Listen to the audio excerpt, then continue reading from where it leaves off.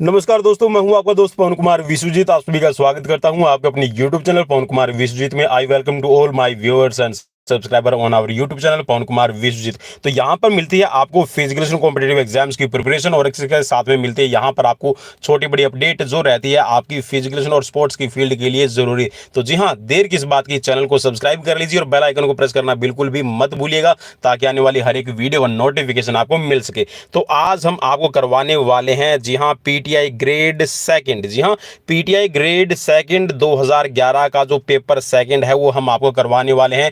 जो आपका सब्जेक्ट का स्पेसिफिक आपका जो एग्जाम्स है 2011 के अंदर पूछा गया था, तो ये हम आप सभी के लिए लेकर हाजिर हो गए हैं। और जी हाँ, जो पीटीआई ग्रेड सेकंड होती है, तो भाई एक तरह से आप इसको कह सकते हैं कि ये आपका टीजीटी का पेपर होता है। ठीक है, टीजीटी। तो देखिए इसको ना आप थोड़ा सा समझ लीजिए कि राजस्थान में ना एक तो होता है आपका फर्स्ट कैटेगरी का, ठीक है, तो फर्स्ट ग्रेड का होता है, उसमें आपका लेक्चरर के लिए होता है। किसके लिए होता है भाई? लेक्चरर के लिए रहेगा। ठीक है, जो आपका सेकंड ग्रेड का होता है उसके अंदर आप डीपीई की पोस्ट कहेंगे। ठीक है, तो डीपी का मतलब होता है जो डेमोस्ट्रेटिव ऑफ फिजिकल एजुकेशन। ठीक है, जो डेमोस्ट्रेशन देने का काम करता है फिजिकल एजुकेशन का। और जो आपका थर्ड ग्रेड का रहता है ये पीटीआई का होता है। ठीक है, फिजिकल ट्रेनिंग इंस्ट्रक्टर का। तो यहां पर मैं आज आपको करवाने वाला हूं। तो चलिए शुरुआत करते हैं बिना किसी देरी के, और आप भी यहां गैस कीजिएगा जो आपके लिए यहां पर राइट आंसर आपको लगता है, क्योंकि यहां पर ये आपका जो क्वेश्चन पेपर है बहुत इंपॉर्टेंट रहेगा आप सभी के लिए। शेयर जरूर कीजिएगा अपने उन सभी साथियों तक जो फिजिकल कॉम्पिटेटिव एग्जाम्स की तैयारी कर रहे हैं, और स्कोर अपना जरूर देखिएगा। हो सकता है मे भी आपने पहले सॉल्व ना किया हो। तो चलिए शुरुआत करते हैं आज के इस क्वेश्चन पेपर की। तो पहला जो क्वेश्चन है वो भी जी हाँ यहाँ पर एक डेफिनेशन के तौर पे पूछा गया है, जैसा पीटीआई ग्रेड थर्ड के अंदर पूछा गया था। Physical education is the sum of man's physical activities selected as to kind and conducted as to outcomes who said. शारीरिक शिक्षा व्यक्ति की शारीरिक क्रियाओं का जोड़ है जो परिणामों के आधार पर चयनित और संचालित की जाती है। यह कथन किसका कहा हुआ है? तो ये क्वेश्चन आपसे पूछा गया था, और इसका जो राइट ऑप्शन बनेगा, आई होप कि आपने अपने जो यहाँ पर जो क्वेश्चन के जो ऑप्शन है वो भी पढ़ लिए होंगे। तो जे एफ विलियम की ये कही हुई बात है। ठीक है, नेक्स्ट क्वेश्चन। क्वेश्चन आपसे पूछा गया है सेकंड इसमें कि who is the aim of what is the aim of physical education. शारीरिक शिक्षा का लक्ष्य क्या है? तो बहुत इजी क्वेश्चन ये दिया गया था। तो इसमें आ जाएगा मनुष्य का सर्वांगीण विकास, all round development of man. ठीक है, next question. Sound mind and sound body was profounded by. स्वस्थ शरीर में स्वस्थ मस्तिष्क निवास करता है, यह कथन किसका कहा हुआ है? तो भाई ये क्वेश्चन तो सबके लिए इंपॉर्टेंट हो जाएगा। अब सबके लिए इंपॉर्टेंट कैसे होगा वो मैं आपको बता दूं।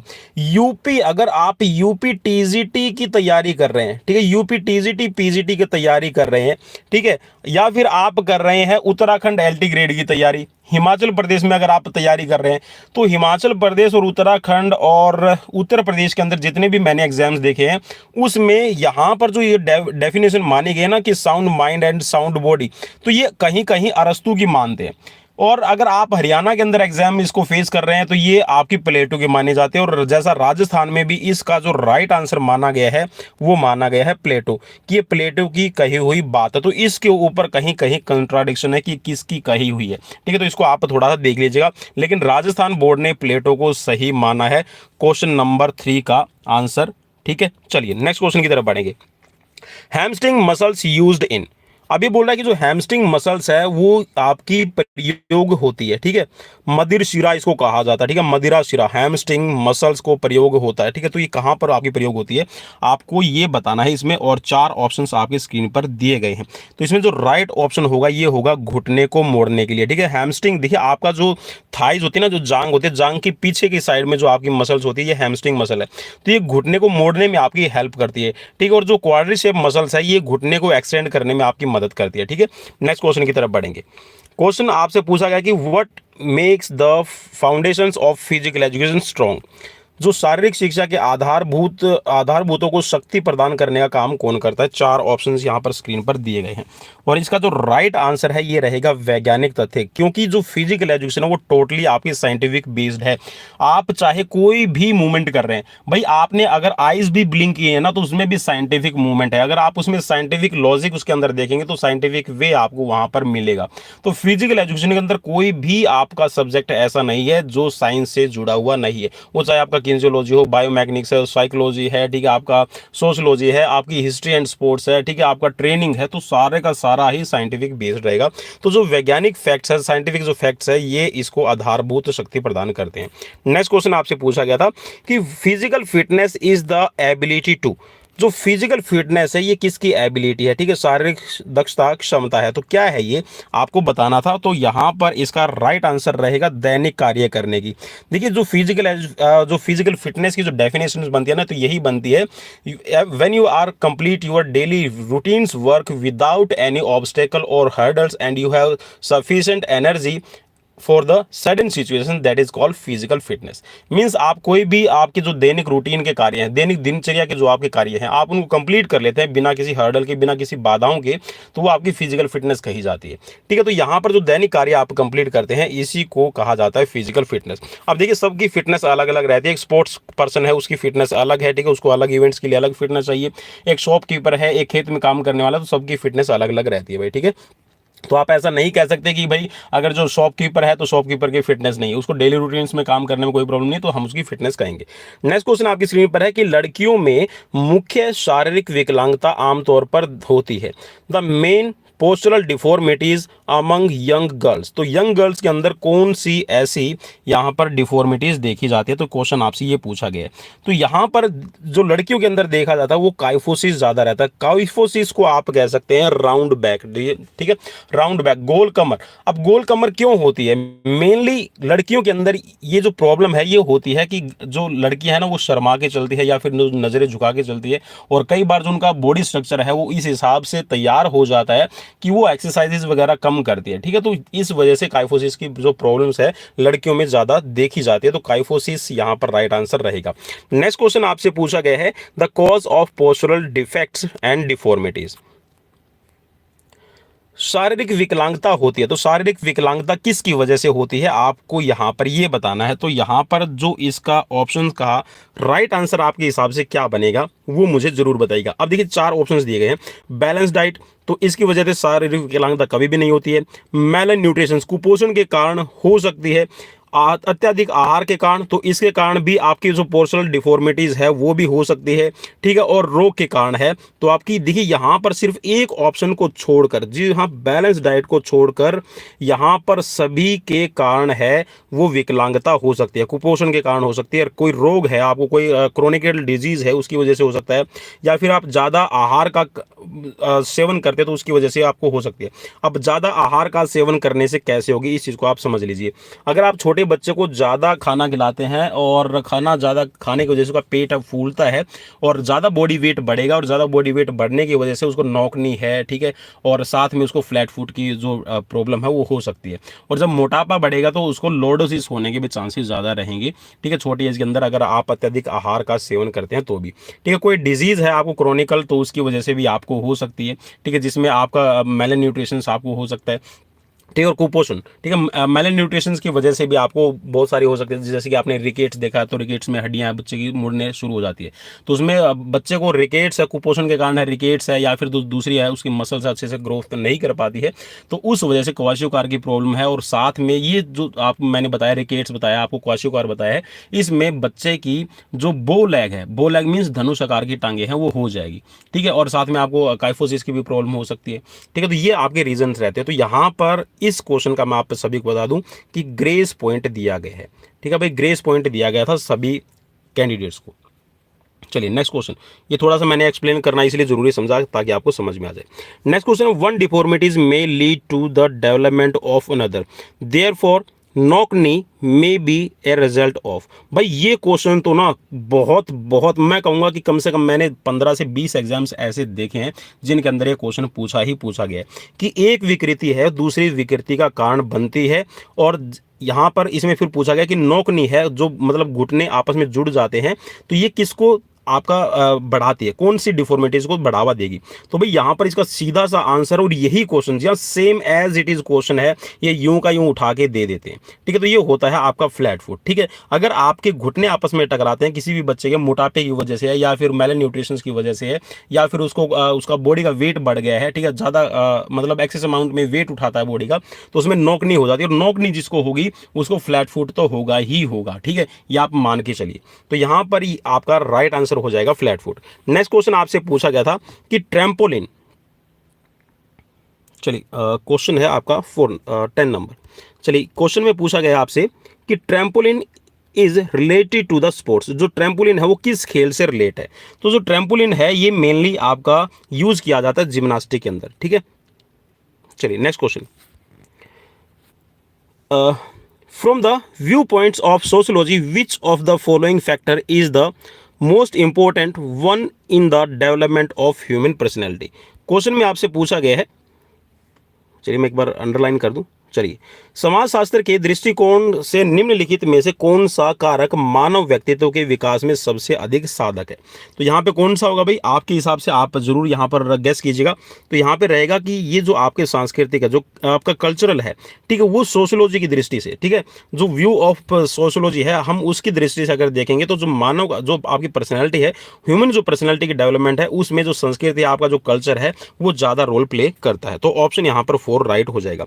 नेक्स्ट क्वेश्चन आपसे पूछा गया था इसमें, the axis around which a movement take place in always, किसी प्रक्रिया का धुरी सदैव समतल पर बनता है, तो कौन से पे बनता है आपको बताना है। 4 ऑप्शन आपकी स्क्रीन पर दिए गए हैं। तो इसमें जो राइट ऑप्शन बनेगा ये बनेगा at right angle to the plane, ठीक है। जो भी देखिए आपकी मूवमेंट होती है, धुरी जो एक्सिस है, एक्सिस के चारों ओर जो भी मूवमेंट होती है वो हमेशा प्लेन के अंदर, ठीक है, प्लेन या फिर आप इसको प्लान कहिएगा, ठीक है। तो प्लान के अंदर आपकी ये मूवमेंट सारी की सारी होती है, ठीक है। प्लान कितने हैं हमारी बॉडी में, याद रखिएगा भाई 3 ही आपकी बॉडी के अंदर एक्सिस है और 3 ही आपके प्लान है, ठीक है, जिसके अंदर आपका सेजिटल प्लान है, फ्रंटल प्लान है और हॉरिजॉन्टल प्लान है, ठीक है। चलिए नेक्स्ट क्वेश्चन की तरफ बढ़ेंगे।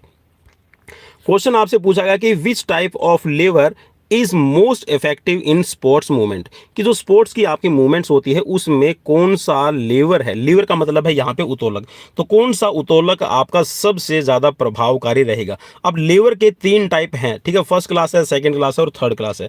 तो इन 3 में से आपका कौन सा प्रभावकारी रहेगा। तो सबसे आपको याद रखना है कि जो हमारी बॉडी के अंदर जितनी भी हमारी मूवमेंट्स होती है उसमें मोस्टली जो आपका थर्ड क्लास लीवर है वो सबसे ज्यादा इफेक्टिव काम करता है। तो थर्ड क्लास लीवर है यहाँ पे आपका राइट हो जाएगा। नेक्स्ट क्वेश्चन आपसे पूछा गया है, Newton second law of motion is also called, जो न्यूटन का जो सेकंड लॉ है, द्वितीय नियम है, इसको और किस नाम से जाना जाता है। तो इसको लॉ ऑफ एक्सेलरेशन के नाम से जाना जाता है, ठीक है, त्वरण का नियम इसको कहा जाएगा। चलिए नेक्स्ट क्वेश्चन की तरफ बढ़ेंगे भाई। क्वेश्चन नंबर आ गया आपकी स्क्रीन पर 50 नंबर। क्वेश्चन में पूछा गया कि rising of body on toes is an example of, पैरों की उंगलियों पर शरीर को उठाना किस बात का उदाहरण है। मीन्स अगर आप जैसे कि हम ताड़ासन के अंदर अपने पंजों पे खड़े होते हैं, ठीक है, हील को उठा लेते हैं, तो इस सिचुएशन में आपकी बॉडी के अंदर जो आपका पाँव है, ठीक है, जो पाँव की आपकी उंगलियां हैं और साथ में आपका कह सकते हैं कि जो आपका एंकल जॉइंट है, ठीक है, तो इसके अंदर जो मूवमेंट हो रही है वो कौन से लीवर का आपको एग्जाम्पल दे रही है, ये मेनली आपका इस क्वेश्चन में पूछा गया है। तो ये जो आपका होता है ये द्वितीय श्रेणी का लीवर आपका काम करेगा, ठीक है, द्वितीय श्रेणी का लीवर होगा, ठीक है, क्लास सेकंड लीवर हो जाएगा। नेक्स्ट क्वेश्चन है स्क्रीन पर, first step in the treatment of sports injury, कि अगर कोई भी स्पोर्ट्स में आपको इंजरी हो जाती है तो उसमें जो पहला आपका प्राथमिक चिकित्सा है उसमें सबसे पहला पद कौन सा होगा। तो देखिए आपको कोई भी इंजरी होती है स्पोर्ट्स के अंदर, स्पोर्ट्स में जिसके अंदर भाई मैं रिकमेंड कर रहा हूँ खुद भी कि अगर ब्लीडिंग नहीं हो रही है, ठीक है, ब्लीडिंग नहीं हो रही है तो आप क्या करेंगे, जैसे कि आपका स्प्रेन है, ठीक है, आपको मोच आ गई, स्प्रेन है, स्ट्रेन है, तो उस सिचुएशन में आपको क्या यूज करना है। तो यहाँ पर मेनली क्वेश्चन में ये पूछा गया है। तो सबसे बढ़िया क्या है, क्रायोथेरेपी आपकी यूज की जाएगी। क्रायोथेरेपी के अंदर क्या है कि मेनली आपकी जो ठंडी चिकित्सा है जिसमें आपका पानी का यूज किया जाता है या फिर बर्फ का यूज किया जाएगा उसको क्रायोथेरेपी कहा जाता है, ठीक है। तो ऑप्शन यहां पर आपका फर्स्ट राइट हो जाएगा। नेक्स्ट क्वेश्चन आपसे पूछा गया कि rehabilitation of sports is done using, कि जो स्पोर्ट्स के अंदर रिहेबिलिटेशन है जिसको पुनर्वास कहा जाता है, ठीक है भाई। तो खेलों में पुनर्वास का प्रयोग करने से होता है, तो क्या होगा यहाँ पे, तो हाइड्रोथेरेपी यूज करेंगे, करेक्टिव एक्सरसाइज करेंगे, या फिर क्रायोथेरेपी है, या फिर नन ऑफ द अबव। तो मोस्टली देखिए जो रिहेबिलिटेशन किया जाता है मीन्स खेलों के अंदर पुनर्वास, मीन्स किसी खिलाड़ी को जब चोट लग जाती है और वापस से आप उसको ग्राउंड पर लेकर आते हैं और वो वापस से अपनी एक्सरसाइजेज शुरू कर देता, तो इस दौरान उस खिलाड़ी को ठीक करने के लिए हम क्या करवाते हैं, करेक्टिव एक्सरसाइजेज करवाते हैं, जिसको आप फिजियो एक्सरसाइजेज में भी काउंट कर सकते हैं, ठीक है। मेनली खिलाड़ी को चोट लगेगी जब उसका वो जो इंजर्ड पार्ट है, जैसे सपोज कीजिए कि आपको एल्बो में फ्रैक्चर हुआ और एल्बो का जो फ्रैक्चर है ठीक होने के बाद में आपके उस जॉइंट्स में मूवमेंट नहीं हो रही है, तो आपको कुछ करेक्टिव एक्सरसाइजेज करवाई जाएगी जिससे आपके उस बॉडी पार्ट के अंदर वो मूवमेंट वापस से सही होने लगे, ठीक है। तो उसको हम कहते हैं करेक्टिव एक्सरसाइजेज। नेक्स्ट क्वेश्चन की तरफ बढ़ेंगे। नेक्स्ट क्वेश्चन पूछा गया कि flat back is connected with, चपटी पीठ का संबंध शरीर के किस भाग से होता है। चार ऑप्शंस यहां पर दिए गए हैं, इसमें है सर्वाइकल रीजन है, थॉर्किक रीजन है, लुम्बर रीजन है और सैक्रम रीजन है। तो इन चारों में से किस से आपका रिलाई करेगा, तो आप भी यहां पे गेस कर सकते हैं। तो राइट इसमें रहेगा आपका थॉरसिक रीजन। थॉर्किक रीजन का कौन सा रहेगा भाई, इसको आप समझ लीजिए। जो थॉर्किक रीजन रहता है जिसके अंदर देखिए हमारी जो सर्वाइकल की जो बोन होती है ना वो 7 रहेगी, ठीक है। सर्वाइकल वर्टिब्रा 7 है और 12 है आपकी कौन सी, थॉरसिक वर्टिब्रा, फिर 5 है आपकी लुम्बर वर्टिब्रा। तो यहाँ पे जो 12 है ना, 12 जिसके अंदर देखिए आपका शरीर का जो पिछला भाग है, ये वाला जो भाग बनता है ना, ये वाला जो भाग बनता है पिछला, ठीक है। तो ये पिछला भाग हो गया, ये जिसमें आपके शरीर बनते हैं, तो ये वाला जो पार्ट है ना ये आपका चपटा रहता है। तो इसी से रिलेट यहाँ पे ये करके पूछ रहा है आपसे कि कौन सा इसको पार्ट कहेंगे, तो ये थॉर्किक रीजन या फिर इसको थॉरसिक रीजन कहा जाता है, ठीक है। नेक्स्ट क्वेश्चन की तरफ बढ़ेंगे। क्वेश्चन पूछा गया कि stress fracture is common among, जो स्ट्रेस फ्रैक्चर है वो किसके अंदर सबसे ज्यादा देखने को मिलता है, ठीक है, जिसमें आपके दबाव से हड्डियां हैं वो टूट जाती है। तो ये जो आपका है यहाँ पर देखिए इसमें पूछा गया कि नौजवानों के अंदर है, नवयुवकों के अंदर है, बूढ़ों के अंदर है या फिर महिलाओं के अंदर है। तो भाई स्ट्रेस फ्रैक्चर का मतलब होता है कि किसी भी आपके हड्डी के ऊपर स्ट्रेस पड़ने से फ्रैक्चर हो जाए। तो भाई ये नौजवानों के अंदर भी हो सकता है, नवयुवकों में भी हो सकता है, आपके जो बूढ़े हैं, ठीक, ओल्ड पीपल है और जो वीमेन इन सभी के अंदर हो सकता है। तो ऐसा नहीं है कि ये किसी एक स्पेसिफिक कैटेगरी के अंदर होगा, ठीक है, तो सभी के अंदर हो सकता है। तो इसका जो राजस्थान बोर्ड है उसने सभी को ग्रेस पॉइंट दिया था, ठीक है, इसका मैं आपको बता दूं, ठीक है। और मेनली अगर आपसे पूछ रहा है कि जो स्ट्रेस फ्रैक्चर होता कहाँ है, मींस कौन सा, अगर वर्क नेचर के हिसाब से देखें तो जो स्पोर्ट्स के प्लेयर हैं उनमें ज्यादा देखा जाता है। क्योंकि जैसे मान लीजिए कि आप बास्केटबॉल खेल रहे हैं, हॉकी खेल रहे हैं, फुटबॉल खेल रहे हैं, अगर आपके हाथ पे दबाव पड़ जाए, ठीक है, तो उसकी वजह से आपकी जो हड्डी है वो टूट सकती है, ठीक है, तो उसको स्ट्रेस फ्रैक्चर में आपका काउंट किया जाएगा। नेक्स्ट क्वेश्चन है स्क्रीन पर, what type of first aid should be given to a person suffering from heat stroke, ठीक है। चलिए थोड़ा सा इसमें धुंधला दिखाई दे रहा है, ठीक है, और ये रेंज की प्रॉब्लम की वजह से नहीं है, ये प्रिंट ही ऐसा है। तो क्वेश्चन ये पूछा गया कि अगर किसी को लू लग जाए, मीन्स गर्मी लगी हुई है, तो वो पीड़ित व्यक्ति है, तो उसको किस प्रकार का प्राथमिक उपचार देना चाहिए। What type of first aid should be given to a person suffering from heat stroke. तो हीट स्ट्रोक से अगर कोई सफर कर रहा है तो आप उसको ट्रीटमेंट में क्या देंगे। तो 4 ऑप्शंस आपकी स्क्रीन पर दिए गए हैं, तो उसको हम क्या करेंगे, पीड़ित व्यक्ति को ठंडे स्थान पर हम लेटाएंगे, ठीक है। Have patience lie down lie down in A cool place, ठीक है, जो ठंडा प्लेस है उस पे आपको लेटाना है और उसको कुछ नहीं करना है, ठीक है। चलिए नेक्स्ट क्वेश्चन की तरफ बढ़ेंगे। क्वेश्चन आपसे पूछा गया है इसमें, during muscular contractions if there is no change in the size of muscles this contraction is set. ये बोला कि यदि कोई मांसपेशी संकुचित हो रही है, मांसपेशी संकुचित हो परंतु कोई गति न हो, तो वह संकुचन विधि कौन सी कहलाएगी। तो देखिए मैंने बताया था कि अगर कोई मसल्स है आपकी कॉन्ट्रैक्ट हो रही है और उसमें कोई भी चेंज ना हो, मसल्स की लेंथ में कोई भी चेंज ना हो, तो उसको क्या कहा जाएगा भाई, आप जरूर बताइएगा। चलिए मैंने तो बस यहाँ पर अभी उसको अंडरलाइन कर दिया, कौन सा होगा, आइसोमेट्रिक होगा, ठीक है। आइसो का मतलब होता है सेम और मैट्रिक का मतलब होता है लेंथ, ठीक है। तो आइसोमेट्रिक इससे बनाओगे जिसमें सेम लेंथ रहे। आइसोटोनिक के अगर आप टुकड़े करेंगे तो आइसो का मतलब हो गया है सेम, मीन्स उसके अंदर कोई भी चेंज नहीं है, ठीक है। और टोनिक का मतलब है कि जो एक रेंज ऑफ एंगल बना है, ठीक है, एक जो डिग्री एंगल पे आपकी मूवमेंट हो रही है, ठीक है। तो आइसोटोनिक का मतलब हो गया कि एक डिग्री की जो आपकी मूवमेंट हो रही है, जैसे कि आप डंबल लगाते हैं, ठीक है, तो एक ही मूवमेंट आपकी बॉडी में हो रही है, उसमें जो आपकी मूवमेंट है उसमें कोई चेंज नहीं हो रहा है, ठीक है। आइसोकाइनेटिक का मैंने आपको कल बताया था कि आइसोकाइनेटिक में आपकी जो आइसोटोनिक और आइसोमेट्रिक का एक मिक्सचर है, जिसके अंदर आपकी जो स्विमिंग, ठीक है, जो या फिर कह सकते हैं जो पानी वाली वाटर स्पोर्ट्स है, इसके अंदर आपका यूज किया जाता है। और जो आपकी जितनी भी मशीन्स है वो आपकी आइसोकाइनेटिक मेथड पे ही इस्तेमाल की जाती है। नेक्स्ट क्वेश्चन की तरफ बढ़ेंगे। क्वेश्चन में आपसे पूछा गया है कि the longest muscles in the human body, सबसे लंबी मांसपेशी कौन सी है। तो भाई राजस्थान जो पीटीआई 3rd ग्रेड का एग्जाम था उसमें पूछा गया था कि सबसे बड़ी मसल कौन सी है, और यहां पर क्या पूछा गया है कि सबसे लंबी मसल कौन सी है। तो देखिए लंबी मसल्स मैंने आपको बताया था कि सार्टोरियस मसल होती है, जिसको आप क्या कहते हैं, टेलर मसल के नाम से भी इसको जाना जाता है।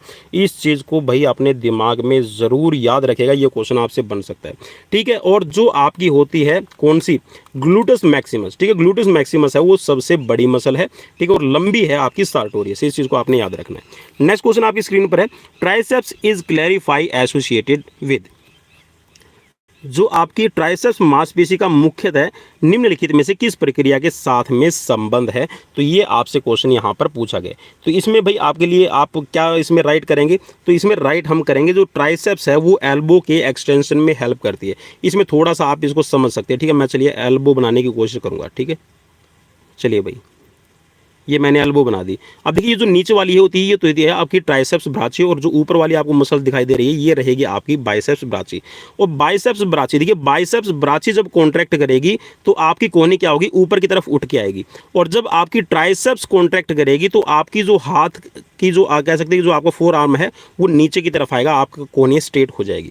तो ये यहाँ पे इसमें मूवमेंट होगी। नेक्स्ट क्वेश्चन की तरफ बढ़ेंगे भाई। नेक्स्ट क्वेश्चन आपकी स्क्रीन पर है और क्वेश्चन में पूछा गया कि the muscles which is the strongest in human body, सबसे मजबूत मांसपेशी है शरीर में कौन सी है। तो ये आपसे क्वेश्चन पूछा गया, कौन सी भाई सबसे मजबूत पूछा गया, ना आपसे बड़ी पूछा गया और ना आपसे लंबी पूछा गया। कौन सी पूछा गया, स्ट्रॉन्ग मसल्स पूछा गया। तो स्ट्रॉन्ग मसल्स भाई इनमें से कोई भी आपकी यहाँ पर नहीं बनती है, तो इसमें आपको क्या मिलेगा, ग्रेस पॉइंट मिलेगा, ठीक है। तो इनमें से कोई भी आपकी सबसे मजबूत नहीं है। आप स्ट्रॉन्ग मजबूत कौन सी है, तो आपकी जो मैंडिबल जो रहती है ये सबसे आपका मजबूत रहता है, ठीक है। नेक्स्ट क्वेश्चन की तरफ बढ़ेंगे। वैसे तो स्ट्रॉन्गेस्ट मसल भाई आपकी टंग की है, क्योंकि वो अपने आप को हीलिंग दे सकती है, ठीक है। हीलिंग में भी हो सकता है क्वेश्चन आपसे अगर ऐसा बन जाए तो। चलिए नेक्स्ट क्वेश्चन की तरफ बढ़ेंगे और क्वेश्चन नंबर है आपकी स्क्रीन पर है 25। Soleus muscles is located in, soleus जो मसल्स है वो आपके कहाँ पे पाई जाती है, लोअर लेग में पाई जाती है, फोर आर्म में पाई जाती है, ट्रंक में पाई जाती है, या फिर अपर लेग में आपकी पाई जाती है। तो ये आपकी कहाँ पाएगी, पाँव के निचले भाग में आपकी सोलियस मसल्स पाई जाती है, ठीक है। तो लोअर लेग आप इस पर क्लिक करेंगे। Next question, biceps femoris muscles is the primary mover of, जो आपकी बाइसेप्स फीमोरिस मसल्स है वो मांसपेशी है और ये किस मूवमेंट में आपकी मुख्य क्रिया उत्पन्न करने वाली है, आपको नाम बताना है। मींस यहाँ पर जो बाइसेप्स फीमोरिस है वो किस में आपकी पार्टिसिपेट करती है, ठीक है। थाई के फ्लेक्शन में करेगी, एल्बो के फ्लेक्शन में करेगी, नी के फ्लेक्शन में करेगी, या फिर डोर्सी फ्लेक्शन में आपकी करेगी। तो ये आपसे क्वेश्चन यहाँ पर पूछा गया। तो इसका जो राइट आंसर बनेगा ये बनेगा आपका घुटने का जो फ्लेक्शन आप करते हैं, ठीक है, नी फ्लेक्शन में आपकी हेल्प करती है, ठीक है। नेक्स्ट क्वेश्चन की तरफ बढ़ेंगे। Posture is an index of, जो शारीरिक बनावट है वो किसकी सूचक है, ये क्वेश्चन आपसे पूछा गया है। तो जो शारीरिक बनावट है मेनली ये आपकी क्या करती है, पर्सनैलिटी को शो ऑफ करती है, ठीक है। मीन्स आपकी पर्सनैलिटी का एक टाइप में ही आपका काउंट किया जाता है। जैसा आपका पोस्चर होगा तो वैसे ही आपका एक कह सकते हैं कि first impression is the last impression. जैसा आपका बॉडी पोस्चर होगा तो वैसा ही आपका जो इंप्रेशन है जाएगा, आप वैसी ही आपकी पर्सनैलिटी शो ऑफ होगी। नेक्स्ट क्वेश्चन आपसे पूछा गया है, the factor affecting physical fitness are, जो फिजिकल फिटनेस है, शारीरिक दक्षता है, उसको प्रभावित करने वाले कारण कौन कौन से हैं, ठीक है। कौन कौन से इसमें कारक है आपके शामिल होते हैं। तो भाई यहाँ पर अगर आप देखेंगे तो ये सभी आपको प्रभावित करते हैं, ठीक है। फैक्टर अफेक्ट करने वाले एनाटॉमिकल फैक्टर है, ठीक है, साइकोलॉजिकल फैक्टर है और आपका फिजियोलॉजिकल फैक्टर है। तो ऑल ऑफ अबाउ पे आप क्लिक करेंगे तो ऑप्शन 4 आपका यहाँ पर राइट हो जाएगा।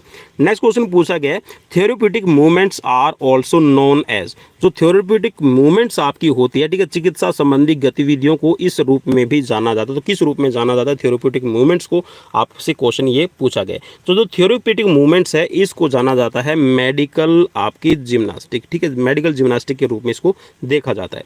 नेक्स्ट क्वेश्चन आपसे पूछा गया कि most muscles that moves the hip joints originate from the, ठीक है, ज्यादातर जो मांसपेशियां है जो कूल्हे के जोड़ को गति प्रदान करती हैं उनका उद्गम कहाँ से हुआ है, ये क्वेश्चन आपसे पूछा गया। तो क्वेश्चन नंबर 30 का जो यहाँ पर राइट ऑप्शन बनेगा ये हो जाएगा 4। ठीक है, आपके pelvis से आपकी जितनी भी मसल्स है उनका ओरिजिन होता है, जो आपकी मसल, आपकी जो हिप की जॉइंट है उसको मूवमेंट देने का काम करती है। नेक्स्ट क्वेश्चन आपसे पूछा गया है स्टैंडर्ड एथलेटिक्स ट्रैक इज, जो स्टैंडर्ड आपका एथलेटिक का ट्रैक है उसकी डिस्टेंस क्या रहेगी। तो 400 मीटर का आपका जो स्टैंडर्ड ट्रैक रहता है। ठीक है, तो बहुत ही ज़्यादा इजी क्वेश्चन है। अब भाई ये आ गया मेरा फेवरेट क्वेश्चन, क्योंकि फेवरेट इसलिए है कि जो मैंने चैनल पे आपको जो ट्रिक प्रोवाइड करवाई है वो किसी और चैनल पे नहीं मिलेगी। भाई और किसी चैनल वाले ने उसको समझ लिया हो और वहाँ पे आपको शो ऑफ कर दिया तो मुझे पता नहीं है। बाकी एक ऐसी ट्रिक बना रखी है यूनिक। ठीक है, 100 लगाऊं 4 बार 11 चक्के बांस के भाले 15। ठीक है, 100 लगाऊं 4 बार 11 चक्के बांस के भाले 15। अब इस ट्रिक को आप समझ सकते हैं डेकाथलॉन के लिए। ठीक है, और सोऊंगा 2 बार, और उसमें आपकी एक और टेक्निक है आपकी हेप्टाथलॉन के लिए। और ठीक है, वो टेक्निक है, वो ट्रिक है, आप जाके जरूर देखिएगा। सिर्फ 15 मिनट की वीडियो है और वहाँ से मैंने आपको कई बार बताया है कि आपसे डेकाथलॉन हेप्टाथलॉन में एक क्वेश्चन तो भाई हरदम आपसे पूछा ही जाता है, तो इसको आपने याद करना है। तो यहाँ पे जो आपके पास में होगा तो 4 के आपके ट्रैक के इवेंट हो गए और 6 आपके फील्ड इवेंट रहते हैं किसमें, डेकाथलॉन में। और डेकाथलॉन की वो टेक्निक है, अगर आपने देखनी है तो डिस्क्रिप्शन में मैं लिंक भी आपको प्रोवाइड करवा दूंगा, तो आप वहाँ पर डायरेक्टली उस वीडियो पर क्लिक कर पाएंगे। नेक्स्ट क्वेश्चन आपकी स्क्रीन पर है Krishna Poonia is related to. तो भाई कृष्णा पूनिया देखिए एक राजस्थान से रिलेटेड भी क्वेश्चन यहाँ पे किया गया है, क्योंकि राजस्थान पीटीआई सेकंड ग्रेड का पेपर है। तो इसमें जो कृष्णा पूनिया है ये राजस्थान की ही अभी रहने वाली है। ठीक है, वैसे तो हिसार हरियाणा का जो हिसार डिस्ट्रिक्ट और उसमें अग्रोहा, ठीक है, कस्बे की ये रहने वाली है और डिस्कस थ्रो की प्लेयर है। ठीक है, और राजस्थान का जो अभी चूरू डिस्ट्रिक्ट के अंदर जो सदलपुर कह सकते हैं कि एक आपका ब्लॉक है, उस ब्लॉक के अंदर ये है और कांग्रेस की अभी ये लीडर के तौर पे भी काम कर रही है राजस्थान के अंदर। तो ये किस चीज़ से रिलेट करती है, तो ये एथलेटिक्स से रिलेट करती है। ठीक है, नेक्स्ट क्वेश्चन है स्क्रीन पर। और 2010 के जो कॉमनवेल्थ गेम्स है इसमें इन्होंने गोल्ड मेडल भी लिया था। नेक्स्ट क्वेश्चन आपकी स्क्रीन पर है कि weight of discus throw for men, जो डिस्कस थ्रो का वेट है पुरुषों के लिए कितना रहता है। तो क्वेश्चन आपसे ये पूछा गया है। तो जो वेट का पुरुषों के लिए जो वेट है डिस्कस थ्रो का ये रहेगा आपका 2 किलोग्राम। नेक्स्ट क्वेश्चन आपसे पूछा गया है the most important is selecting the sports equipments, कि आप जो स्पोर्ट्स के इक्विपमेंट्स हैं उनको सिलेक्ट करते हैं। तो आप जहाँ खेल की सामग्री या फिर खेल के जो इक्विपमेंट्स हैं उनका सिलेक्ट करते वक्त आप किस चीज़ को ध्यान में रखेंगे, सबसे ज़्यादा मेन इंपॉर्टेंट आपके लिए क्या रहेगा। तो आपने ये देखना है कि जो भी आपके स्पोर्ट्स के इक्विपमेंट्स हैं उनकी क्वालिटी हो। जितनी आपकी बढ़िया क्वालिटी होगी उतना ही प्लेयर को बेनिफिट मिलेगा, और जितनी आप प्राइस की तरफ ध्यान देंगे तो भाई उतना ही आपको पुअर इक्विपमेंट मिलेगा। ठीक है, नेक्स्ट क्वेश्चन आपका स्क्रीन पर। Sushil Kumar is related to, Sushil Kumar है वो किस खेल से रिलेट करते हैं। तो सुशील कुमार भाई एक ऐसे एथलीट हैं भारत के जिन्होंने, जी हाँ याद रखिएगा, 2008 का ओलंपिक, ठीक है, और 2012 का ओलंपिक, ठीक है, इन दोनों के अंदर इन्होंने कॉन्जिक्यूटिव भारत को 2 मेडल दिलाए हैं। ठीक है, एक ब्रॉन्ज मेडल दिलाया है और एक सिल्वर मेडल दिलाया है, और यही एक पहले खिलाड़ी हैं। ठीक है, पहले खिलाड़ी होने का गौरव है इनके नाम है। और अगर विमेंस में अगर आपसे पूछ लिया जाए तो पीवी संधू ने 2016 के अंदर सिल्वर मेडल दिलाया था और 2020 के अंदर दिलाया है ब्रॉन्ज मेडल। ठीक है, बैडमिंटन के अंदर। तो ये कुश्ती के खिलाड़ी हैं। ठीक है, इस चीज़ को आपने याद रखना। ऑप्शन यहाँ पर 3rd आपका राइट हो जाएगा। नेक्स्ट क्वेश्चन है who is the sports minister of India. तो भाई क्वेश्चन ये काफ़ी पुराना है। क्वेश्चन पुराना मतलब आपका 2011 के अंदर पूछा गया था, तो अब आप देख लीजिए। तो उस हिसाब से यहाँ पर कौन थे उस टाइम पे भारत के जो स्पोर्ट्स मिनिस्टर थे कौन थे, उस हिसाब से आपसे क्वेश्चन पूछा गया है। ठीक है, तो यहाँ पे हो जाएगा अजय माकन। तो उस टाइम पे अजय माकन थे। तो अब हाल फिलहाल में कौन है, ठीक है, अब हाल फिलहाल में हमारे भारत के स्पोर्ट्स मिनिस्टर कौन है वो आपको मुझे कमेंट बॉक्स में कमेंट करके जरूर बताना है। ठीक है, चलिए नेक्स्ट क्वेश्चन। वीडियो भाई पता नहीं कब किस साल के अंदर देखी जाएगी, तो अभी 2022 की बात कर रहा हूँ मैं। ठीक है, तो offside rules related to which game, जो ऑफ साइड का नियम है वो किस खेल से संबंधित। तो ये भी काफ़ी इजी क्वेश्चन है, और अगर ऑफ साइड है तो आपका गोल नहीं माना जाता। तो चलिए मैंने हिंट भी दे दिया, और हिंट के हिसाब से आपको हो जाएगा फुटबॉल। ठीक है, चलिए नेक्स्ट क्वेश्चन आपकी स्क्रीन पर है which of the following is not A playing surface. एक ऐसा इनमें से कौन सा है जो आपका खेल की सतह से रिलेट नहीं करता है। ठीक है, पॉलीग्रास है, एस्ट्रोटर्फ है, आपका टेराफ्लेक्स है, और आपका साइबैक्स है। तो इनमें से कौन सा खेल का आपका नहीं है।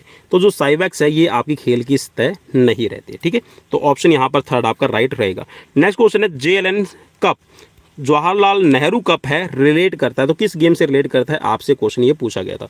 तो किस गेम से रिलेट करता है भाई, बिल्कुल यहाँ पर देखिए जो जवाहरलाल नेहरू कप है वो मेनली किस गेम से रिलेट करता है, यहाँ पे वो ऑप्शंस आपको दिए ही नहीं गए। ठीक है, तो यहाँ पे इसकी ग्रेस मार्क दिया गया है सभी कैंडिडेट्स को। ठीक है, ये मैं आपको बता दूं। तो जवाहरलाल नेहरू कप है किस गेम से रिलेट करता है, तो ये क्वेश्चन भी आपके लिए मैं छोड़ा हूं, आप मुझे कमेंट करके जरूर बताएंगे। ठीक है, चलिए नेक्स्ट क्वेश्चन आपकी स्क्रीन पर है। क्वेश्चन पूछा गया कि Dronacharya award constituted in which in the year. Dronacharya award है किस वर्ष इसको स्थापित किया गया, किस वर्ष इसकी शुरुआत की गई है, तो ये 1985 के अंदर की गई है। और भाई ये जो क्वेश्चन मैं आपके लिए छोड़ रहा हूँ ना, कभी आप ये सोच रहे हो कि सर को आंसर नहीं पता होगा, मैं चाह रहा हूँ कि आप मुझे कमेंट करें, मैं चाह रहा हूँ कि आप वीडियो देखें, और मैं चाहता हूँ कि आप जी हाँ जो क्वेश्चन आपको नहीं पता होता, जो क्वेश्चन मैं आपको दे रहा हूँ, आप उसका जब कमेंट करेंगे तो एक कहीं ना कहीं आप देखिए, जब भी हम देखते हैं ना ऑडियो विजुअल मेथड की बात करते हैं ना, जब भी हम टीचिंग मेथड की बात करते हैं, लेसन प्लान की बात करते हैं, तो ऑडियो विजुअल मेथड्स होते हैं जो आप राइट करके याद करते हैं, जो आप याद करके लिखते हैं। ठीक है, एक तो लिख के याद करना और एक याद करके लिखना, दोनों ही ऐसे मेथड है जिसके अंदर आपकी जो मेमोरी है वो काफी लंबे टाइम तक बनी रहती है। ठीक है, अगर शॉर्ट टर्म मेमोरी रखनी है तो सिर्फ चीजों को सुनिएगा और भूल जाइएगा। चलिए नेक्स्ट क्वेश्चन की तरफ बढ़ेंगे। नेक्स्ट क्वेश्चन पूछा गया कि the first modern Olympic games were held in the year. जो पहले आपके आधुनिक ओलंपिक गेम्स है वो कब शुरू किए गए, तो भाई बहुत ज्यादा इजी क्वेश्चन है, तो ये 1896 में किए गए हैं। नेक्स्ट क्वेश्चन आपकी स्क्रीन पर है, the Olympic games are held every.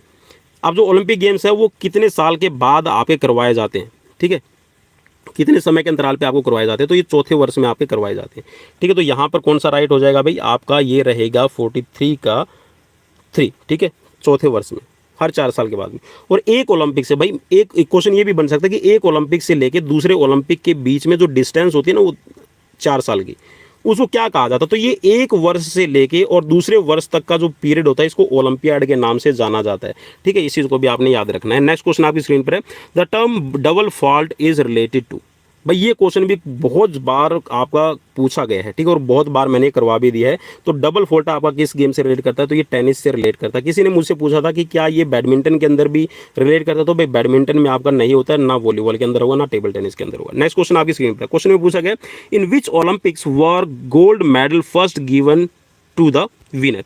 किस ओलंपिक में जो गोल्ड मेडल है वो प्रथम बार विजेताओं को दिए गए थे, तो किस ओलंपिक में दिए गए थे ये आपको याद रखना है। तो यहाँ पे देखिए 1928, 1896, 1900 और 1908 यहाँ पर ऑप्शंस में दिए गए हैं।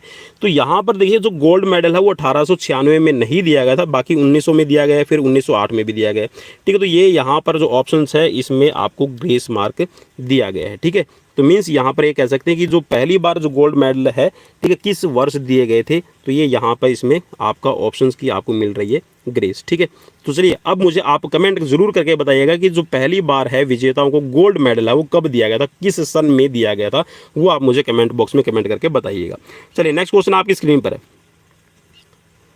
Olympic flag rings indicate. जो ओलंपिक की आपकी रिंग्स होती है वो किस को दर्शाने का काम करती है। 4 ऑप्शंस आपकी स्क्रीन पर, और ऑप्शन में दिया गया आपके 5 कंट्रीज को, 5 महाद्वीपों को। ठीक है, और इसके साथ में ये आपके 5 नदियों को या फिर 5 पर्वतों को। तो देखिए जो आपकी रिंग्स है ये 5 आपके कॉन्टिनेंट्स को दर्शाती है। ठीक है, जिसमें मैंने आपको बताया था कि ये जो रिंग्स होती है ना इंटरलिंक्ड रिंग है। ठीक है, कुछ इस तरह की ये इसकी इनकी शेप बनेगी। और जो आपकी यहाँ वाली, ठीक है, ये जो ब्लू है ये आपका यूरोप के लिए है। ठीक है, आपका जो पीला है ये आपका हो जाएगा एशिया के लिए, ब्लैक है साउथ अफ्रीका के लिए, ग्रीन है ऑस्ट्रेलिया के लिए है, और रेड है ये आपका हो जाएगा अमेरिका के लिए। ठीक है, और इंटरलिंक्ड है मींस यहाँ पर ये भाईचारे और एकता का मैसेज देने का काम करते हैं। ठीक है, यूनिटी का। नेक्स्ट क्वेश्चन आपसे पूछा गया था, क्वेश्चन नंबर है 47, where is the headquarter of IOC। तो IOC का जो हेडक्वार्टर है ये है लुजियाना स्विट्जरलैंड के अंदर। ठीक है, तो ऑप्शन आपका हो जाएगा 3rd राइट। नेक्स्ट क्वेश्चन आपसे पूछा गया है, when were the women participate formally admitted to Olympic games. Olympic games में वीमेंस ने पहली बार कब पार्टिसिपेट किया है। तो भाई यहाँ पर इस ऑप्शंस में यहाँ पर ये 4 ऑप्शन है ये गलत दिए गए हैं। तो जो वीमेंस ने ओलंपिक में पार्टिसिपेट है 1900 से करना शुरू किया था। तो यहाँ पर ऑप्शंस में आपको गलत दे रखा है। ठीक है, तो राइट यहाँ पर रहेगा 1900, बाकी इसमें ऑप्शंस नहीं दिया गया। तो इसकी ग्रेस मार्क है वो कैंडिडेट्स को मिली थी।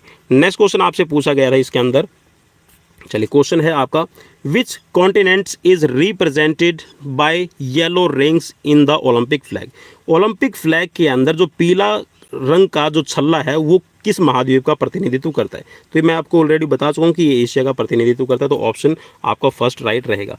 नेक्स्ट क्वेश्चन है the commercial Olympic flag was first used in, किस ओलंपिक के अंदर है जो आपका उत्सवीय ध्वज है ओलंपिक का वो फहराया गया था? पहली बार कब आपका यूज़ किया गया था? तो ये एटम वर्प ओलंपिक के अंदर आपका यूज़ किया गया था 1920 के अंदर, ठीक है, एटम वर्प ओलंपिक में। और इसी वर्ष है आपकी जो ओथ टेकिंग सेरेमनी है उसकी शुरुआत की गई थी, तो इस चीज़ को भी आपने याद रखना है। और एक चीज़ और आपको बता दूं कि जो ओलंपिक का फ्लैग है बैरन पीडी कुबर्टी ने 1913 में इसको बनाकर तैयार कर दिया था, और 1914 के अंदर जो आईओसी की मीटिंग हुई थी, आईओसी का जो एक अधिवेशन बैठा था, उस अधिवेशन के अंदर इसको पास किया गया था और ये डिसीजन लिया गया था कि 1916 में इसको फहराया जाएगा। लेकिन 1916 का जो फर्स्ट वर्ल्ड वॉर हुआ था उसकी वजह से 1916 के ओलंपिक नहीं हुए थे और फिर इसको 1920 के एटम वर्प ओलंपिक में फहराया गया था, ठीक है।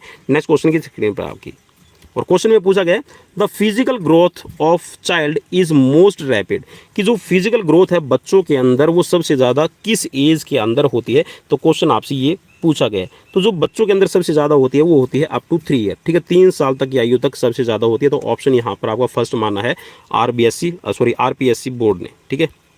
चलिए नेक्स्ट क्वेश्चन आपकी स्क्रीन पर है the growth of females is more rapid then boys, ठीक है, लड़कियों की जो वृद्धि है वो लड़कों की अपेक्षा ज़्यादा तेज़ होती है, तो किस वर्ष में आपकी होती है? वो आपसे पूछा गया कि लड़कियों में जो वृद्धि है, जो उनकी ग्रोथ है वो रैपिड होती है, तो किस एज के अंदर होती है? ये क्वेश्चन आपसे पूछा गया है। तो ये 13 से 19 साल के बीच में लड़कियों की जो ग्रोथ है वो सबसे ज़्यादा होती है, ठीक है। तो ऑप्शन यहाँ पर सेकेंड आपका राइट हो जाएगा, ठीक है। चलिए नेक्स्ट क्वेश्चन ले लेते हैं। What is chronical age, chronical age कौन सी है? तो भाई क्रोनिकल एज से रिलेटेड भी मैंने आपको ये क्वेश्चन करवाया हुआ है और कई बार ये क्वेश्चन आपका पूछा भी गया है, हर एक एग्जाम्स के अंदर आपका बार बार ये पूछा जाता है, तो काफ़ी इंपॉर्टेंट क्वेश्चन रहेगा, तो इसको याद रख लीजिएगा। तो भाई जो आपकी कालक्रम या फिर कहिएगा कि जो क्रोनिकल एज है उसमें आपकी वर्ष, महीना तथा दिन में उम्र को अभिव्यक्त किया जाता है, ठीक है, age in years, months and days, ठीक है। चलिए नेक्स्ट क्वेश्चन आपकी स्क्रीन पर है। क्वेश्चन में पूछा गया कि which of the following refers to asthenic body type, जो एस्थेनिक बॉडी टाइप है उसमें आपका कौन सा बॉडी टाइप से राइट रहेगा, ठीक है, जो आपके यहाँ पर स्क्रीन पर आपको विजिबल हो रही हैं इनमें से। तो इसमें से जो राइट रहेगा ये रहेगा कि जो एस्थेनिक बॉडी होती है वो पतले रहेंगे, मीन्स आपके बहुत ही ज़्यादा लीन सैलोड रहेंगे, ठीक है, बहुत ही ज़्यादा छिछले और छिछली छाती वाले, मीन्स बहुत ही ज़्यादा लीन एंड थिन रहेंगे, ठीक है, दुबले पतले रहते हैं एस्थेनिक बॉडी वाले।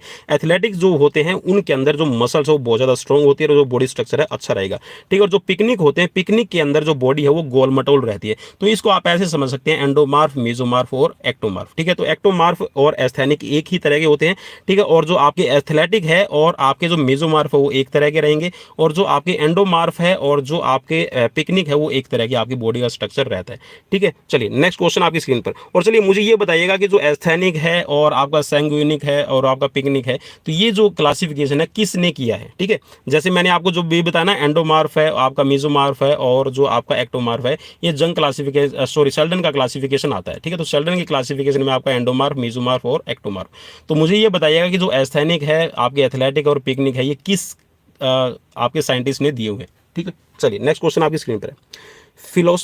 चलिए मार्कर दूसरा ले लेता हूं भाई। चलिए नेक्स्ट क्वेश्चन आपकी स्क्रीन पर है। क्वेश्चन में पूछा गया कि philosopher known as the father of philosophy of idealism, जो दर्शन शास्त्रियों के अंदर जो आदर्शवाद का जन्मदाता है वो किसको कहा जाता है? तो आदर्शवाद का जन्मदाता किसको माना जाता है? तो भाई ये है आपके प्लेटो, ठीक है, आइडियलिज्म के जो आपके माने जाते हैं। नेक्स्ट क्वेश्चन है स्क्रीन पर। क्वेश्चन में पूछा गया कि which periods known as epic period in ancient India, कौन सा काल भारतवर्ष में महाकाव्य काल के नाम से जाना जाता है? महाकाव्य काल का जो पीरियड है वो कौन सा है आपसे पूछा गया। और एपिक पीरियड का मतलब है जिसके अंदर आपके रामायण और महाभारत की रचना की गई है। तो ये कौन सा काल था, तो आपसे ये पूछा गया। तो ये है आपका 1000 से लेकर 600 ईसा पूर्व का जो काल है वो माना गया। तो ऑप्शन यहाँ पर जो सेकेंड है वो आपका राइट हो जाएगा।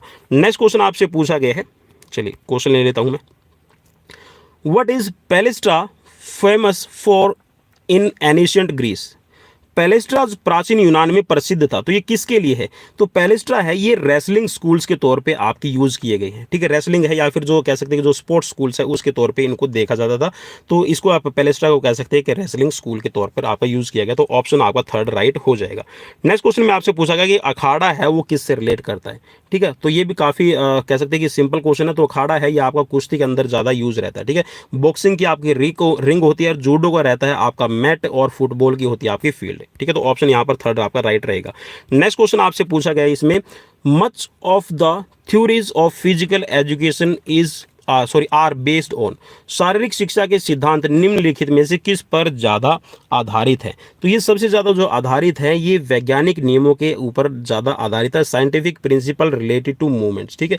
चलिए नेक्स्ट क्वेश्चन की तरफ बढ़ेंगे, और नेक्स्ट क्वेश्चन आपकी स्क्रीन पर है। क्वेश्चन में पूछा गया है कि when was the YMCA college of physical education formed, ठीक है। शिक्षा महाविद्यालय YMCA की स्थापना है वो कब की गई है? अब ये भारत के परिवेश में बात की गई है, तो YMCA की जो स्थापना है ये की गई है 1920 के अंदर मद्रास के अंदर, ठीक है, भारत में। और अगर आपसे पूछ लेता है कि YMCA की जो स्थापना कब हुई है, ठीक है, वैसे अगर आप बड़े लेवल की बात कर रहे हैं, ठीक है, वर्ल्ड लेवल पे बात करेंगे तो 1844 के अंदर YMCA की स्थापना है वो की गई है।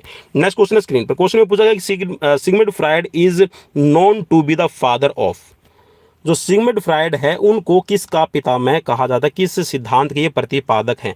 तो ये हैं साइको एनालिसिस थ्योरी के, ठीक है भाई। क्वेश्चन नंबर 61, और ये है साइको एनालिसिस थ्योरी के पितामह कहे जाते हैं, या फिर ये कह सकते हैं कि प्रवर्तक माने गए हैं।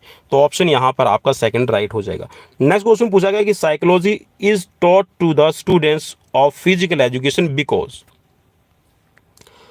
जो साइकोलॉजी है, मनोविज्ञान है, वो जो फिजिकल एजुकेशन के स्टूडेंट्स है उनको इसीलिए पढ़ाई जाती है। क्यों पढ़ाई जाती है यहाँ पे आपसे पूछा गया है, तो भाई क्यों पढ़ाई जाती है? तो देखिए ये क्वेश्चन है एक तरह से आप बिल्कुल सेम क्वेश्चन है ये PTI जो आपका ग्रेड 3 का एग्जाम हुआ था उसमें भी सेम यही था। तो यहाँ पर देखिए किस लिए पढ़ाई जाती है, बिल्कुल परफॉर्मेंस को इन्हांस करने के लिए पढ़ाई जाती है, ठीक है, परफॉर्मेंस को इन्हांस करने के लिए, ठीक है, बिहेवियर रिलेटेड रहती है, लर्निंग में आपकी हेल्प करती है, और जो एथलीट्स है उनको मोटिवेट करने में भी आपकी हेल्प करती है। तो इस क्वेश्चन का राजस्थान PTI ग्रेड 3 और ग्रेड 2 दोनों के अंदर ग्रेस पॉइंट दिया गया है कैंडिडेट्स को, ठीक है, 2011 के एग्जाम्स के अंदर, ठीक है। चलिए नेक्स्ट क्वेश्चन की तरफ बढ़ेंगे। क्वेश्चन पूछा गया individual difference are due to, जो इंडिविजुअल डिफरेंसेस होते हैं वो किस वजह से रहेंगे? इंडिविजुअल डिफरेंस, व्यक्तिगत भिन्नता का कारण क्या है?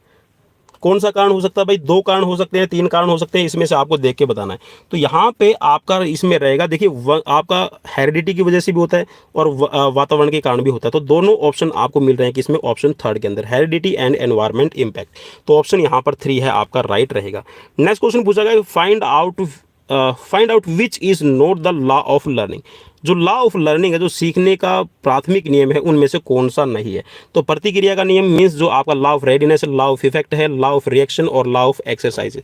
तो इन चारों में से कौन सा नहीं है? तो जो आपका लॉ ऑफ रिएक्शन है, लॉ ऑफ रिएक्शन ये आपका लर्निंग की थ्योरीज में शामिल नहीं होता है। तो ऑप्शन यहाँ पर 3 आपका राइट हो जाएगा।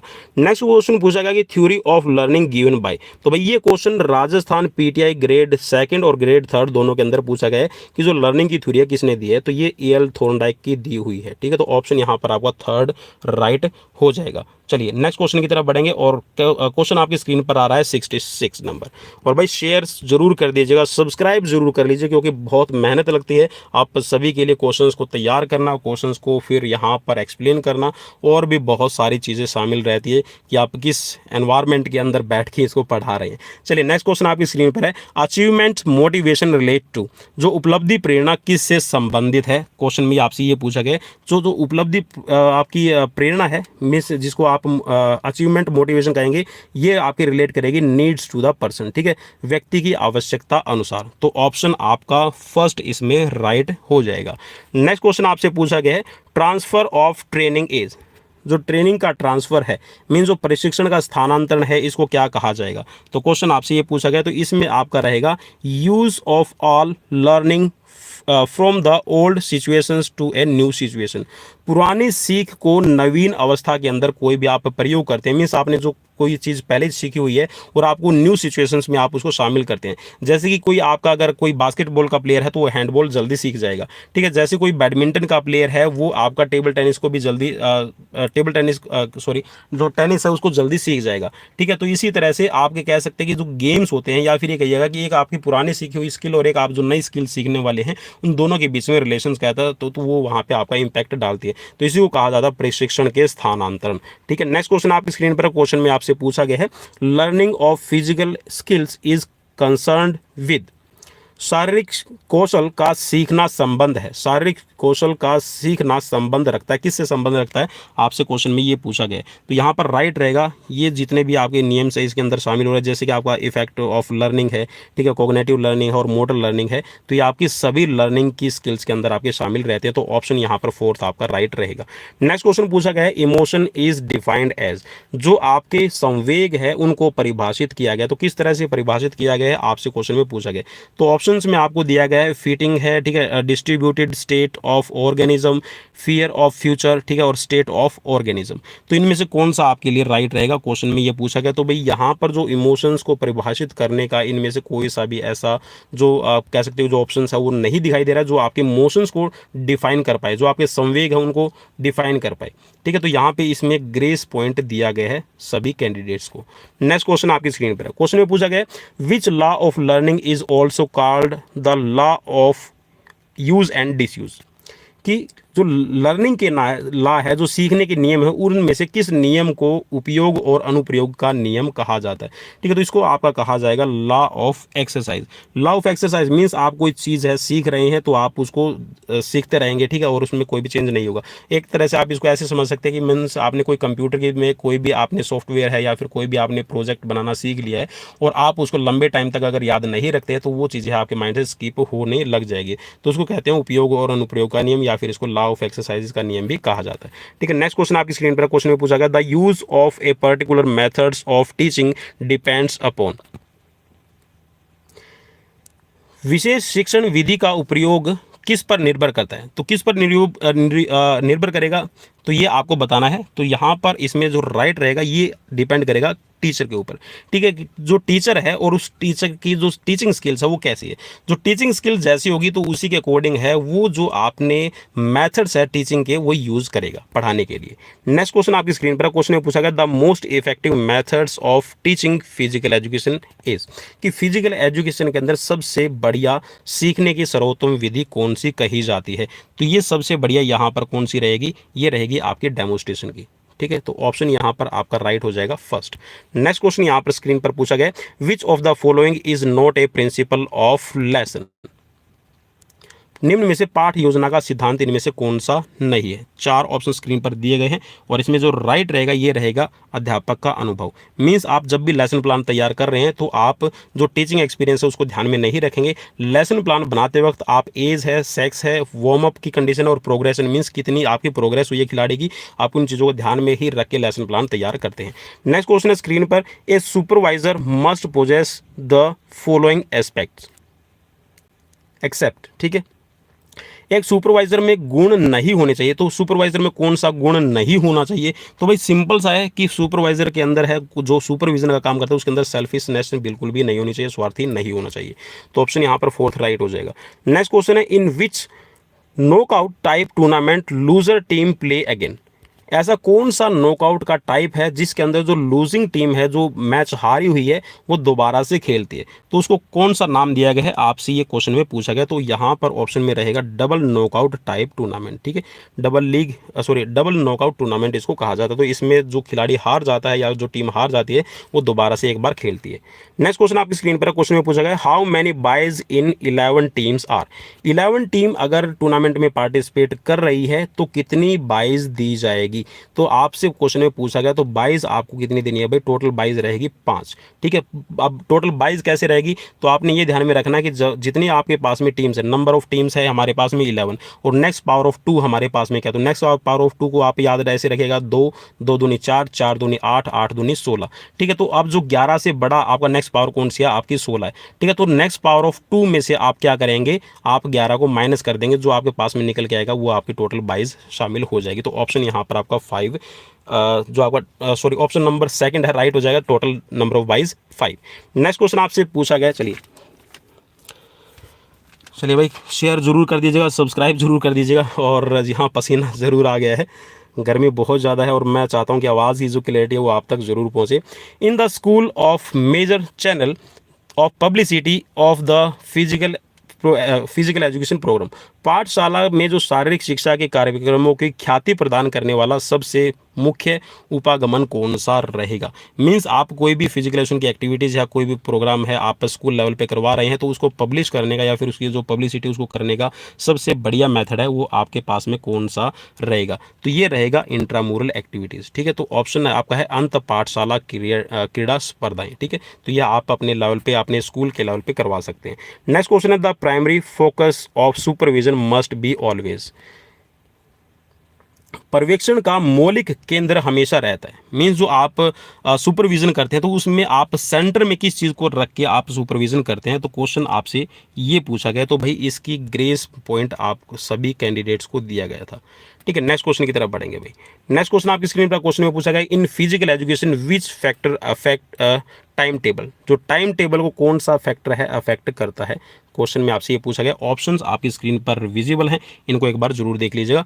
तो यहाँ पर देखिए जो भी आपका शारीरिक शिक्षा का जो भी आप टाइम टेबल बना रहे हैं या फिर जो फिजिकल एजुकेशन के अंदर जो भी आप पीरियड्स की सेटिंग करते हैं, ठीक है, जो भी आप तैयार करते हैं, तो आपको यह ध्यान में रखना कि नंबर ऑफ स्टूडेंट्स आपके पास में कितने हैं, आपके पास में इक्विपमेंट्स अवेलेबल कितने हैं और क्लाइमेट कंडीशंस कैसी है, तो इन सभी चीज़ों को आप ध्यान में रखते हैं, तो ऑप्शन आपका 4th राइट हो जाएगा। नेक्स्ट क्वेश्चन आपसे पूछा गया कि which of the following tremendously has increase the general interest of sports, general interest in sports. Question में पूछा गया कि इनमें से कितने इतनी सघनता से खेलों में आप रुचि को बढ़ावा दिया है। ठीक है, तो कौन से यहाँ पर इसमें राइट ऑप्शन रहेगा वो आपको बताना है। तो इन ऑप्शंस में से आपका जो राइट रहेगा ये रहेगा आपका रेडियो और टेलीविज़न पर सीधा प्रसारण। जी हाँ, जो रेडियो और टेलीविज़न पर जो लाइव टेलीकास्ट किया जाता है वो जो स्पोर्ट्स का कह सकते हैं जो इंटरेस्ट है और लोगों की जो रुचि है स्पोर्ट्स के अंदर बढ़ाने का काम करता है। नेक्स्ट क्वेश्चन आपकी स्क्रीन पर है। क्वेश्चन में पूछा गया है which are among is not the principle of sports training, इनमें से कौन सा खेल प्रशिक्षण का सिद्धांत नहीं है। तो खेल प्रशिक्षण का सिद्धांत कौन सा नहीं है भाई, ये है आपकी क्रिया की मितव्ययता। ठीक है, economy of movement. Next question आपकी स्क्रीन पर है। क्वेश्चन में पूछा गया कि लोड इंटेंसिटी इज, जो लोड इंटेंसिटी है भार दर क्या होती है, क्वेश्चन में आपसे ये पूछा गया। तो भार दर आप इसको कहेंगे, ये कहेंगे हम भार की घनत्व के विपरीत अनुपाती, means inversely proportional to load volume. Next question आपकी स्क्रीन पर है। क्वेश्चन में पूछा गया है duration of microcycle of training is, जो माइक्रोसाइकिल है उसकी अवधि कितनी रहेगी, प्रशिक्षण माइक्रोसाइकिल की अवधि कितनी दिन की होती है, क्वेश्चन में आपसे ये पूछा गया। तो यहाँ पर जो इसकी अवधि रहेगी ये रहेगी 5 से 10 दिन की। ठीक है, ज़्यादा दिनों की नहीं रहेगी, 5 से 10 दिन की इसमें काउंट किया जाएगा माइक्रोसाइकिल ट्रेनिंग के अंदर, मीन्स एक हफ्ता तक का जो टाइम है वो आपका इसमें इंक्लूड किया जाता है। नेक्स्ट क्वेश्चन आपकी स्क्रीन पर है explosive power is measured through, जो एक्सप्लोजिव पावर है उसको आप कैसे मेजर कर सकते हैं। तो जो एक्सप्लोजिव पावर है इसको मेजर करने के लिए, मीन्स जो आपकी विस्फोटक शक्ति है इसको मेजर करने के लिए हम क्या कर सकते हैं, जो बच्चे हैं उनको जो आपका वर्टिकल जंप है वो करवा के देख सकते हैं। तो वर्टिकल जंप है ये आपका एक्सप्लोजिव पावर की जो स्ट्रेंथ है उसको चेक करने के लिए टेस्ट लिया जाता है। नेक्स्ट क्वेश्चन है स्क्रीन पर। क्वेश्चन में पूछा गया कि motor skills are learned best by, जो मोटर स्किल्स है गामक कौशल है उनको सीखने की उत्तम विधि कौन सी रहेगी। तो सबसे उत्तम विधि मानी गई है ये है प्रैक्टिस, मींस प्रैक्टिस आप जितना करेंगे उतना ही आपकी जो मूवमेंट्स है जो मोटर स्किल्स है वो आपकी परफेक्ट होती चली जाएगी, और कहते भी हैं कि practice make a man perfect. Next question आपकी स्क्रीन पर। क्वेश्चन में पूछा गया है कि motor qualities are the foundation stone of, गामक गुणकाएं निम्नलिखित में से किसका आधारभूत माने गए हैं।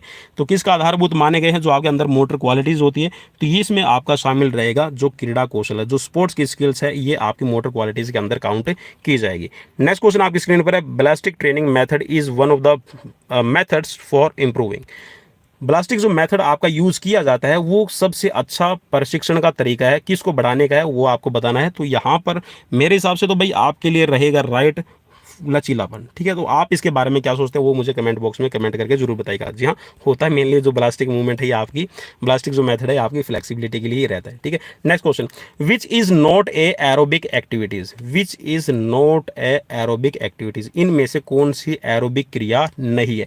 एरोबिक क्रिया नहीं है मीन्स यहाँ पर ये पूछा गया कि एरोबिक कौन सी इसमें एक्टिविटी रहेगी।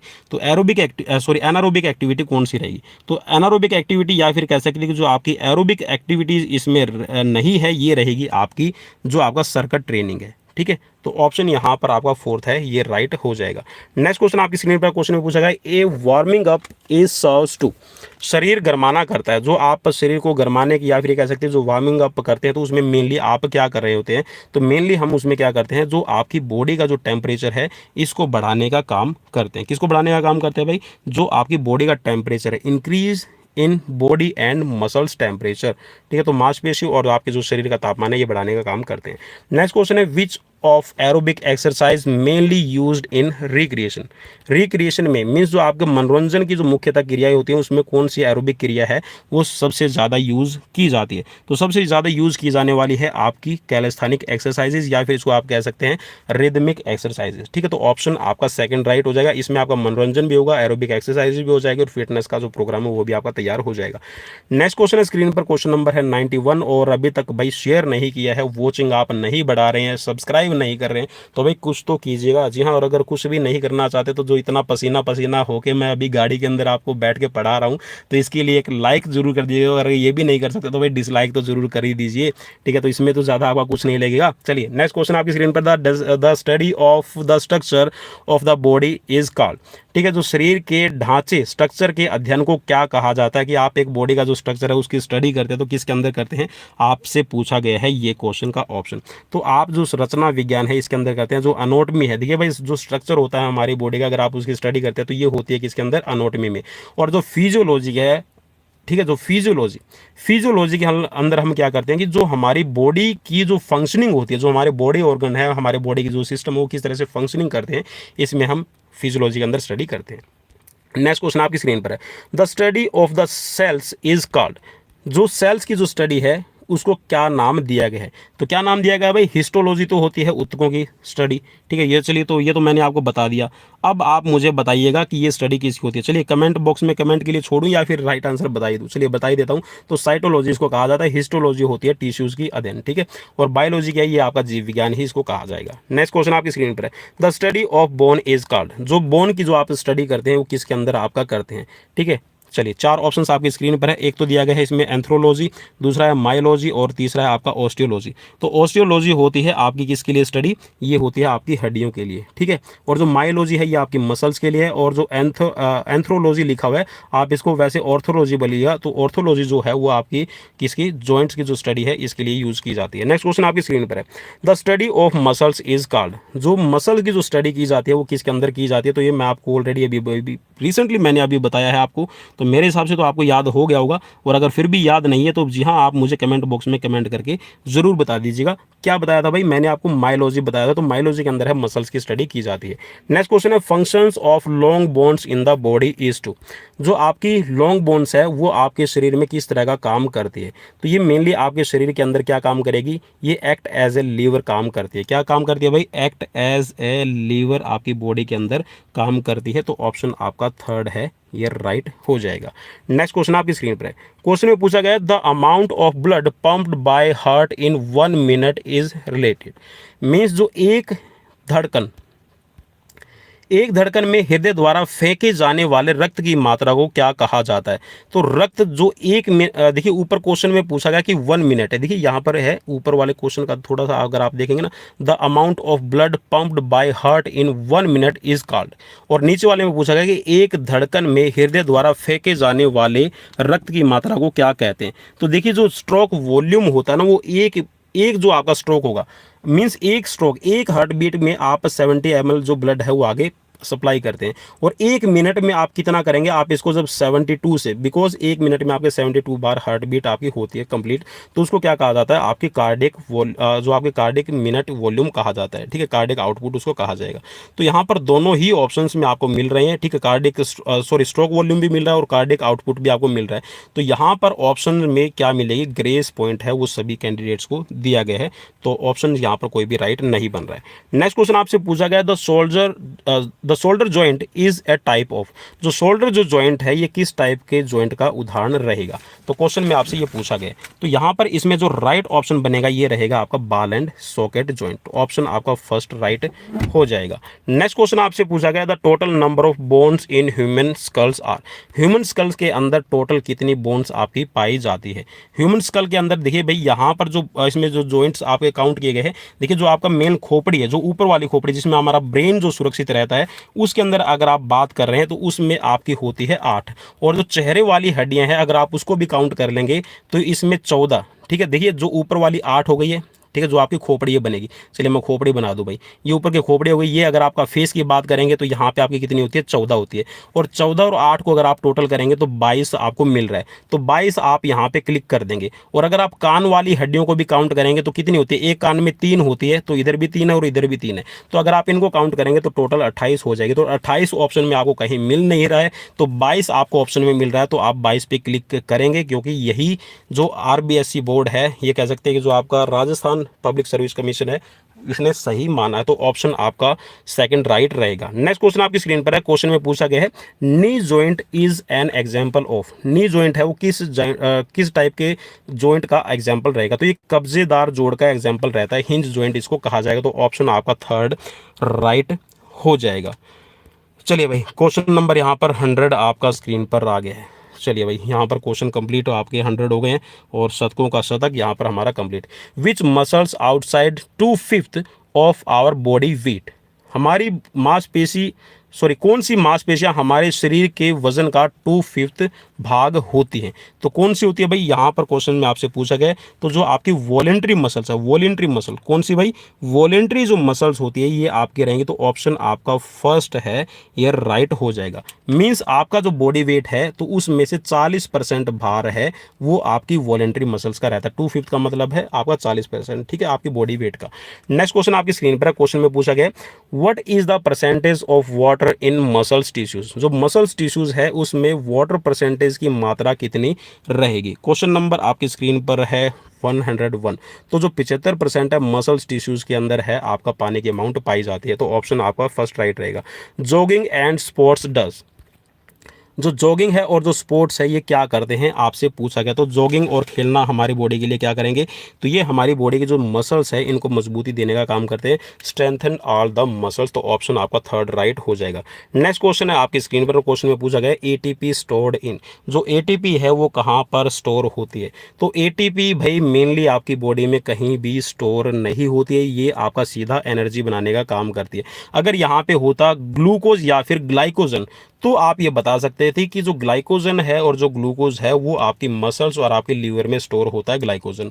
तो यहाँ पे जो ATP है वो मेनली आपका जब ग्लूकोज का ब्रेक डाउन हो जाएगा तब आपकी ADP आपकी बनती है, ठीक है, और फिर आपका ATP बनेगी।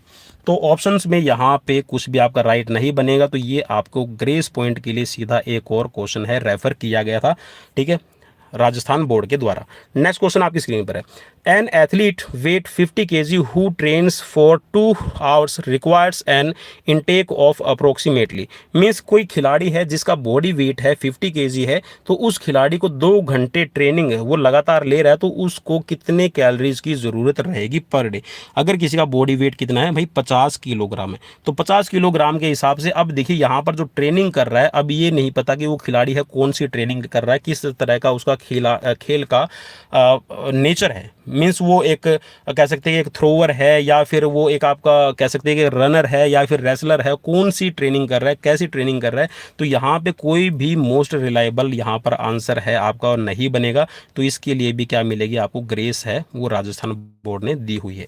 चलिए नेक्स्ट क्वेश्चन की तरफ बढ़ेंगे, और नेक्स्ट क्वेश्चन आपकी स्क्रीन पर है, which hepatitis virus separate by direct contact, means इनमें से ऐसा कौन सा हेपेटाइटिस वायरस है जो आपका सीधे संपर्क के द्वारा फैल सकता है, ठीक है, और सीधे संपर्क के द्वारा आपका फैलता है। तो ऑप्शन यहाँ पर आपका राइट हो जाएगा हेपेटाइटिस ए, मीन्स ये डायरेक्टली कॉन्टैक्ट से भी आपका फैल सकता है, ठीक है। और हेपेटाइटिस बी है वो कह सकते हैं कि ज़्यादा क्योरेबल नहीं है, उसको आप ठीक नहीं कर सकते, और जो इसका वायरस है एज लाइक HIV वायरस है, ह्यूमन बॉडी के अंदर रिएक्ट करता है। और जो हेपेटाइटिस वायरस है, हेपेटाइटिस के जो टाइप है वो 5 तरह के A B C D और E, ठीक है, और एक इसमें रहता है आपका जॉन्डिस, ठीक है, पीलिया, और लीवर सिरोसिस है, ठीक है, और आपका फैटी लीवर है, ये सारी आपकी लीवर से रिलेटेड ही आपकी डिजीज रहती है। नेक्स्ट क्वेश्चन आपकी स्क्रीन पर, और क्वेश्चन नंबर है आपकी स्क्रीन पर 106। विच of the following disease is caused by mosquito? Mosquito के थ्रू फैलने वाली कौन सी बीमारी है? तो कौन सी बीमारी आपकी फैलती है भाई, आपको बताना है क्वेश्चन के अंदर, और राइट यहाँ पर रहेगा आपका मलेरिया, ठीक है। तो मलेरिया आपका मादा एनोफिलीज मच्छर के काटने से फैलता है। नेक्स्ट क्वेश्चन, और क्योंकि इसके अंदर प्लाज्मोडियम आपका रहता है। नेक्स्ट क्वेश्चन आपकी स्क्रीन पर है, for the good health which type of exercise is necessary? एक अच्छे स्वास्थ्य के लिए किस प्रकार की एक्सरसाइजेज है वो रेगुलरली आपको करने की ज़रूरत है। तो किस तरह की एक्सरसाइजेज करेंगे भाई, बिल्कुल आप रेगुलर एक्सरसाइजेज करेंगे, लगातार आप एक्सरसाइज करें, ठीक है, मॉर्निंग इवनिंग में, तो आपकी हेल्थ अच्छी रहेगी। नेक्स्ट क्वेश्चन आपकी स्क्रीन पर है, direct communicable disease is? Direct communicable means प्रत्यक्ष संचारण से होने वाली कौन सी आपकी बीमारी है? तो प्रत्यक्ष संचारण में आपकी जो बीमारी रहेगी ये रहेगी ट्यूबरक्लोसिस, ठीक है, TB जिसको कहा जाता है। तो ऑप्शन आपका थर्ड राइट हो जाएगा। नेक्स्ट क्वेश्चन है, physical exercise is done in presence of oxygen is called? आप ऑक्सीजन की प्रेजेंस के अंदर जो आप एक्सरसाइजेज करते हैं तो उसको कौन सी एक्सरसाइज कहा जाता है? देखिए प्रेजेंस ऑफ ऑक्सीजन की बात कर रहा है, तो प्रेजेंस ऑफ ऑक्सीजन में आपकी एरोबिक एक्सरसाइजेज शामिल होती है, और अगर आप कह सकते हैं कि एब्सेंस ऑफ ऑक्सीजन की अगर बात कर रहा होता तो आप एनारोबिक पे क्लिक करते। तो ऑप्शन यहाँ पर आपका फर्स्ट राइट हो जाएगा, एरोबिक एक्सरसाइजेज, इसी में आप ऑक्सीजन की आप पूर्ति के साथ में आप कार्य करते हैं। नेक्स्ट क्वेश्चन है आपकी स्क्रीन पर, क्वेश्चन में पूछा गया कि which of the following vitamins is responsible for body growth and keeping the body healthy? ठीक है, इनमें से कौन सा विटामिन ऐसा है जो शरीर की ग्रोथ और हेल्दी बॉडी के लिए आपका रिस्पॉन्सिबल रहेगा?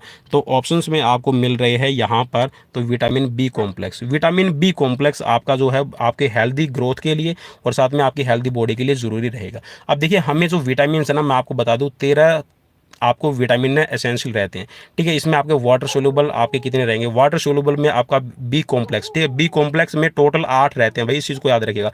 जो विटामिन बी कॉम्प्लेक्स है ना, इसमें vitamin B1, B2, B3, B5, B7, B6, B12 और B9 आपके 8 इसमें टोटल शामिल रहते हैं। और जो सी है एस्कॉर्बिक एसिड जिसको हम कहते हैं, विटामिन बी और सी ये आपके कौन से हैं? ठीक है, अब देखिए यहाँ पर 8 तो आपके हो गए हैं विटामिन बी के अंदर, ठीक है, और एक हो गया आपका सी, ठीक है, तो ये टोटल आपके 9 यहाँ पे हो गए हैं, ठीक है। 9 विटामिन आपको ज़रूरी होते हैं, और इसके साथ में आपका विटामिन के, विटामिन डी, विटामिन ई, ठीक है, विटामिन ई और विटामिन आपका कौन सा रहेगा भाई? एक विटामिन ए, ठीक है। तो ये और आपके हो गए हैं, तो कितने हो गए?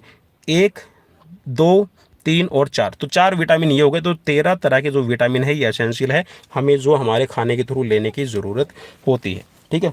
चलिए नेक्स्ट क्वेश्चन, और विटामिन के वैसे आपकी बॉडी खुद बना लेगी जब आप दूसरे विटामिन पूरे कर लेंगे अपनी बॉडी में। नेक्स्ट क्वेश्चन है, which of these are not traditional recreation activities? इनमें से कैसी कौन सी परंपरागत मनोरंजन की एक्टिविटीज़ नहीं है या फिर मनोरंजन का साधन नहीं है? तो भाई जो टीवी होता है, टीवी आप क्या करते हैं? ठीक है, तो टीवी आप मेनली ये आपके परंपरागत मीन्स आपके कल्चर में नहीं है, ठीक है। तो ऑप्शन यहाँ पर आपका फोर्थ है वो राइट हो जाएगा। नेक्स्ट क्वेश्चन पूछा गया, recreation movements in India was started by? जो रिक्रिएशन मूवमेंट है, मनोरंजन की जो अभियान है वो भारत में किसने शुभारंभ किया है? तो जो मनोरंजन का जो शुभारंभ है भारत में वो किया है प्रोफेसर GD सोंदी ने। तो ऑप्शन यहाँ पर राइट हो जाएगा GD Sondhi, option second. Next question, who said recreation is not a matter of motions but emotion? ये किसने कहा है कि मनोरंजन का संबंध क्रियाओं से नहीं बल्कि संवेगों से है, आपकी भावनाओं से है?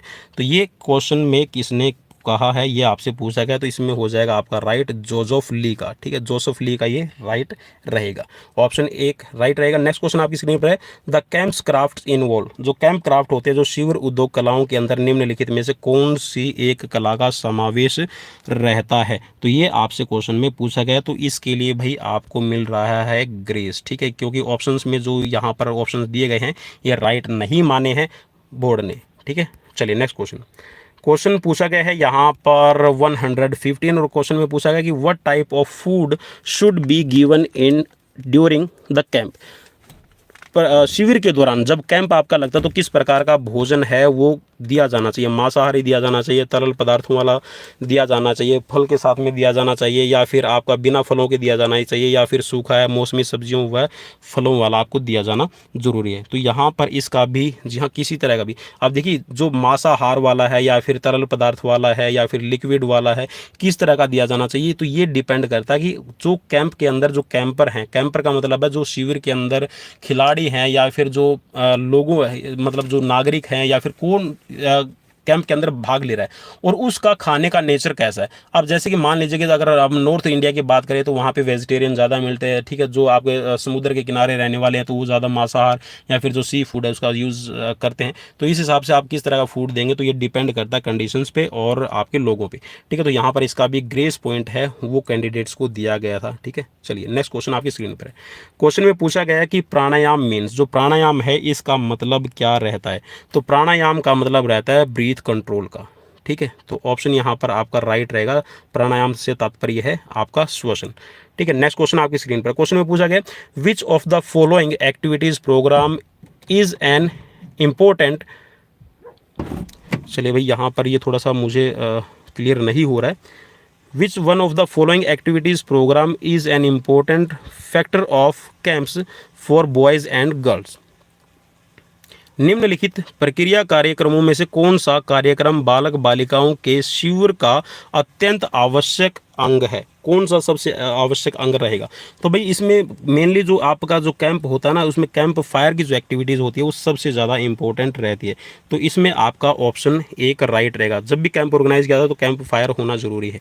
नेक्स्ट क्वेश्चन आपकी स्क्रीन पर। क्वेश्चन में पूछा गया कि who is the known of father of yoga, ठीक है। योग का पितामह किसे कहा गया? तो योग के जो पितामह कहे गए हैं ये है महर्षि पतंजलि, ठीक है। तो ऑप्शन यहाँ पर आपका फोर्थ राइट हो जाएगा। नेक्स्ट क्वेश्चन स्क्रीन पर है। क्वेश्चन में पूछा गया asanas are performed by body but have direct effect on mind. आपके जो आसन है ना वो वैसे आप शरीर से परफॉर्म करते हैं लेकिन वो दिमाग पर सीधा प्रभाव डालते हैं। इससे आप क्या रहेंगे? तो इससे आप सहमत है या नहीं है या फिर पूरी तरह से सहमत है?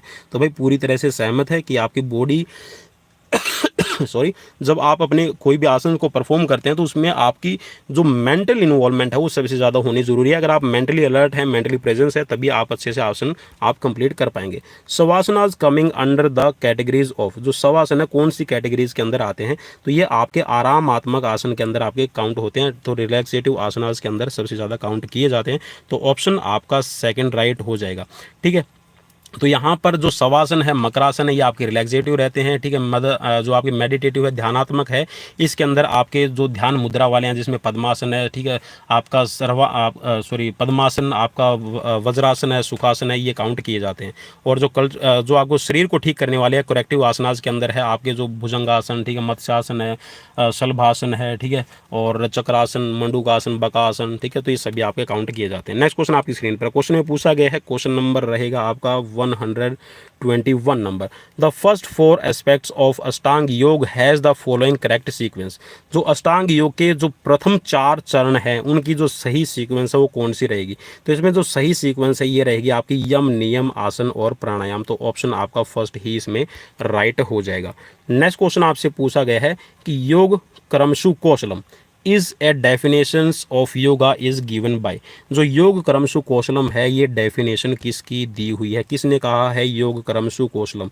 मीन्स आप जो कर्म करते हैं और जो कर्मों का कौशल है, मीन्स कर्मों को स्किलफुल तरीके से, जो काम है आपके स्किलफुल तरीके से करना ही आपका योग है। तो ये बात किसने कही है? तो ये कही है भगवत गीता के अंदर। और भगवत गीता किसने कही है? तो भाई श्री कृष्ण ने कही है, ठीक है। तो यहाँ पर आपका ऑप्शन फर्स्ट आपका राइट हो जाएगा। नेक्स्ट क्वेश्चन आपकी स्क्रीन पर है, विच type of food is best for yogic practitioner. जो योगा की प्रैक्टिस करने वाले हैं या फिर ये कह सकते हैं कि जो योगी वगैरह होंगे, जो योग करते हैं, उनके लिए किस तरह का भोजन है वो जरूरी रहेगा? तामसिक है, राजसिक है या फिर सात्विक है? तो भाई मेनली जो सात्विक भोजन है वो बना है किसके लिए? योगियों के लिए, ठीक है, जो योग करने वाले। तो ऑप्शन आपका थर्ड राइट हो जाएगा। नेक्स्ट क्वेश्चन आपसे पूछा गया है, विच वन इज नॉट ए शुद्धि क्रिया? विच वन इज नॉट ए शुद्धि क्रिया, मीन्स जो षट कर्म है इनमें से कौन सा नहीं है। चलिए ऑप्शन में दिया गया है नेति है, कपालभाति है, धोती है और है आपका कुंभक। तो कुंभक जो है ये आपका किसका पार्ट है, कुंभक। तो कुंभक आपका प्राणायाम का पार्ट रहेगा, ठीक है। मीन्स जो कुंभक है, कुंभक को तीन तरीके से आपका पूरा किया जाएगा, पूरक, कुंभक, रेचक, ठीक है। तो जो कुंभक है वो प्राणायाम का एक अंग है जिसके अंदर आप प्राणायाम की क्रिया को करने के लिए, कंप्लीट करने के लिए आप कुंभक लगाते हैं। तो ऑप्शन में यहाँ पर आपका राइट रहेगा ऑप्शन 4 कुंभक। नेक्स्ट क्वेश्चन आपकी स्क्रीन पर है, which factor is not related with हठ योगा, इनमें से कौन सा ऐसा लक्षण है जो हठ योग से संबंधित नहीं है। क्वेश्चन नंबर 25 और इसका जो राइट रहेगा ये है शुद्धि क्रिया। तो शुद्धि क्रिया ये हठ योग के अंदर आपका शामिल नहीं किया गया, बाकी जो योग सूत्र के अंदर जो अष्टांग है ये आपका हठ योग के अंदर शामिल हो जाएगा। नेक्स्ट क्वेश्चन आपकी स्क्रीन पर क्वेश्चन में पूछा गया है, the theory of surplus energy of play was given by, जो सरप्लस एनर्जी थ्योरी है वो किसने दी है, खेल की अतिरिक्त ऊर्जा सिद्धांत की जो थ्योरी है किसने दी है। तो ये हर्बर्ट स्पेंसर की दी हुई है, ठीक है। ऑप्शन में यहाँ पर आपके पास में राइट हो जाएगा हर्बर्ट स्पेंसर ऑप्शन 3, ठीक है। नेक्स्ट क्वेश्चन भाई स्क्रीन पर, और क्वेश्चन में आपसे पूछा गया रिक्रिएशन इज नेसेसरी, तो रिक्रिएशन है वो किसके लिए नेसेसरी है, मनोरंजन जरूरी है। तो क्या मनोरंजन जरूरी है, इसके हिसाब से आपको ऑप्शंस में बताना है। तो मनोरंजन क्या है, आपकी आत्मा की खुशी के लिए और मन की शांति के लिए किया जाने वाला आपका कोई भी एक्टिविटी है जो आप खाली समय में आपकी करते हैं। तो ऑप्शन आपका 3 राइट रहेगा। नेक्स्ट क्वेश्चन आपसे पूछा गया ऑब्जेक्टिव ऑफ कैंपिंग इज,